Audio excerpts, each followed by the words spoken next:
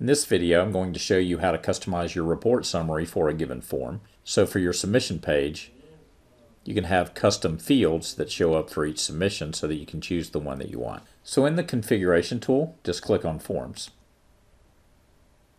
We'll get a list of all the forms that we have and how many submissions we have for each. Here in our production equipment inspection, you can see we have 4 submissions. And when I click on this, I get my report summary, and right now it's just got the date and time by default. Well, that doesn't help me if I want to see a submission, say for a particular piece of equipment. To customize how this summary looks, we can go back to the form definition itself. So I'll click Forms, and we'll go directly to the form definition. And any text input that we have on this form, we can add to the summary. So in this case, we have inspector name as well as equipment name that we could use. So let's use both of those. So for inspector name, I'll click Configure, and then just check Include in Report Summary.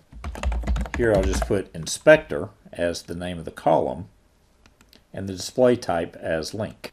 And then I'll click our green checkbox. And then for equipment name, I'll do the same. I'll click Include in Report Summary, use Equipment, and also Link. And then click the green checkbox, and then Save. Now we can go back to our forms, look at our submissions, and you'll see that our report summary now includes these fields. And since I chose Link, I can just click on the link and get the report.